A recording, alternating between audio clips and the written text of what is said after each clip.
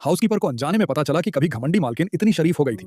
उसे शुरू में लगा कि वह जवान मालिक से नाराज हो गई है और उसकी पर्सनैलिटी बहुत बदल गई है। उसे पता नहीं था कि उसके शरीर में अब एक ट्रांसमाइग्रेटेड आत्मा रहती है। फिर नौकरानी ने मालकिन के लिए गर्म नहाने का पानी तैयार किया, लेकिन जब औरत को पता चला कि फल के बगल में रखे फल में प्रेगनेंसी बचाने वाली दवा है तो उसने बिना झिझक उसे सिंक में डाल दिया। आखिर एक ट्रांसमाइग्रेटर होने के नाते उसका मेल लीड को रिझाने का कोई इरादा नहीं था। वह बस एक अमीर पत्नी के तौर पर ऐशो आराम की जिंदगी जीना चाहती थी। उसका मानना था कि जब तक वह मेल लीड और प्रोस्टिट्यूट्स के सामने नहीं बैठती, वह एक अमीर पत्नी के तौर पर शांति से जिंदगी जी सकती है। घर लौटने के बाद प्रोस्टिट्यूट और उसकी सहेलियां गॉसिप करने लगी, यह अंदाजा लगाते हुए कि उसकी सौतेली मां, जो उससे सिर्फ 12 साल बड़ी है, एक साजिश करने वाली औरत है जो उसके पिता का सारा प्यार चुरा लेगी। उन्हें डर था कि उसके पिता आसानी से अफवाहों में आकर उसे घर से निकाल देंगे या उनके होने वाले बच्चों को परिवार की दौलत विरासत में मिलेगी। लेकिन जब उनकी नजर किचन की तरफ गई तो उन्होंने देखा कि वहां सिर्फ एक सीधी सादी सौतेली मां खड़ी थी।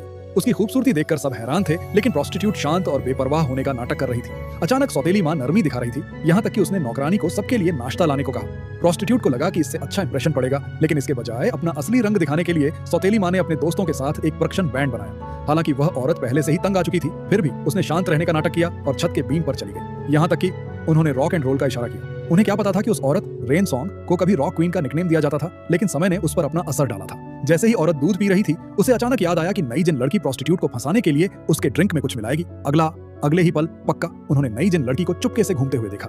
जैसे ही प्रोस्टिट्यूट ने अपना ड्रिंक पूरा पीने के लिए उठाया, औरत आगे बढ़ी और उससे एक ड्रिंक मांगी, फिर जल्दी से थोड़ा और डालने के लिए खिसक गई। इस सीन को देखकर सबको लगा कि उनके बीच अच्छा रिश्ता है। बाद में उन्होंने जानबूझकर उसे एक सुनसान जगह पर बुलाया और डिटेल में बताया कि नई जिन लड़की ने क्या किया था। प्रोस्टिट्यूट को तब एहसास हुआ कि यह सौतेली मां इतनी भी डरावनी नहीं थी, लेकिन वह फिर भी हकलाई और जाने के लिए मुड़ी।